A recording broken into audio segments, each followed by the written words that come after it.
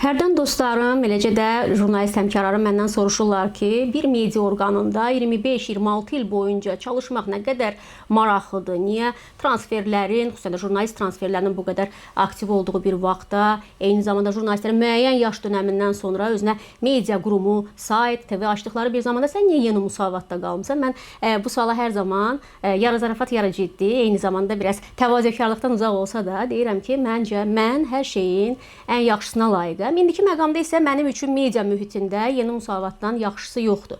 Dəqiqləşdirirəm, daha dəqiq isə Rauf Arifoğlu daha yaxşısını yaradana qədər yeni müsavatdan yaxşısı yoxdur. Ona görə də buradayam.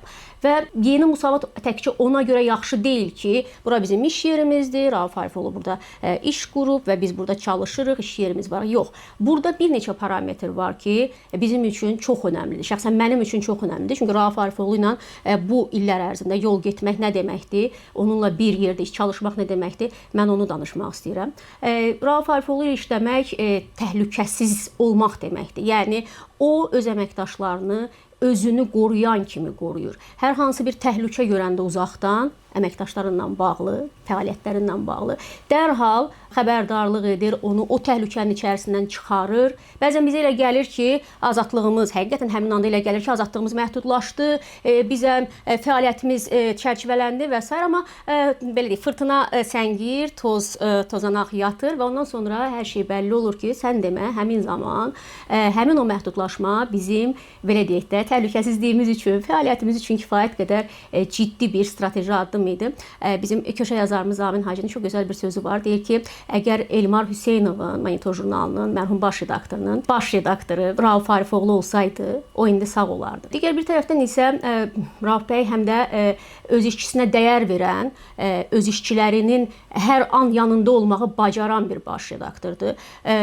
Pis günümüzdə də qapımızı ilk o döyür, yaxşı günümüzdə də bizi ilk təbrik edən o olur, heç şübhəsiz ki. Rauf Arifoğlu öz işçilərinin uğurunu, onların müvəffəqiyyətini, tutaq ki, onların populyarlığını, onların cəmiyyət arasında sevilməsini çox böyük bir sevinclə, çox böyük bir qürurla qəbul edir. Mən redaktorlar tanıyıram ki, öz əməkdaşlarının, belə deyək də, uğurlarından o qədər də məmnun olmurlar. Bəzən qısqanclıq, bəzən ego savaşına çevirirlər onu. Amma Rauf Arifoğlu bizdən daha çox bizim uğurlarımıza sevinən bir baş redaktordur. Daim yeniləyir özünü, daim və daim öz həmyaşıdı olan baş redaktorlardan fərqli olaraq onun bir mənalı şəkildə yerində dayanmaq kimi bir xüsusiyyəti yoxdur. Qəzet dönəmi bitir, sayt dönəmi başlayır, musavat.com yaranır. Sayt dönəmindən sonra YouTube platforması populyarlaşır, TV musavat yaradır. Sonra Telegram kanalı, sonra TikTok, sonra digər başqa platformalar zamanla ayaqlaşır. Bəzən özündən dəfələrlə gənc olan həmkarları ilə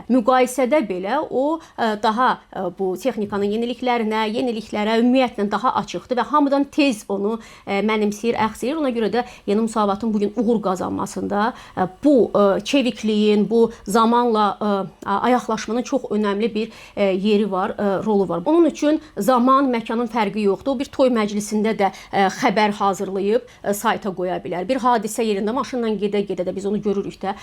Amma və onu da bizdən tələb edir və İlk vaxtlar bu dinamiklik olan zamanlarda biz bunu bəzən normal qəbul, mənalı qəbul edə bilmirdik ki, yəni iş saatı olmalıdır jurnalistin, 7-dən 8-dən sonra biz bunu etməməliyik və s. Amma sonradan yavaş-yavaş burada qaldıqca deyir, su girdi, qaba oldu içməli. Artıq biz özümüz də yavaş-yavaş elə o sistemə dönüşməyə başladıq. Yolda gedə-gedə hər hansı bir xəbər eşidiriksə, onu dərhal, məsəl üçün maşını sağa verib, onu oxuyub dərhal TikToka qoymaq kimi artıq bir ənənəmiz var və bu bizi birləşdirən, bizim ortaq cəhətlərimizdən biridir. Yeni Müsavat kollektivi ilə Rauf Arifoğlu'nun. Bugün onun biz 60 yaş yubileyinin filmini çəkirik. 50 yaş yubileyinin də filmini bərabər çəkmişdik. Elə bil ki, dünən idi. İllər həqiqətən də çox sürətlə, yel kimi gedir. Zamana meydan oxuyan birisidir Rauf Arifoğlu. O baxımdan da mən ona 60 yaşında böyük-böyük uğurlar arzulayıram və arzuluyuram, ümid edirəm ki, 70 yaşında yenə biz onunla bağlı bir film çəkəcəyik və o zaman sadalayacağımız uğurların, sadalayacağımız nəslərin sayı daha çox olacaq. O baxımdan da təbriklər bəy, çox yaşayın, gözəl yaşayın.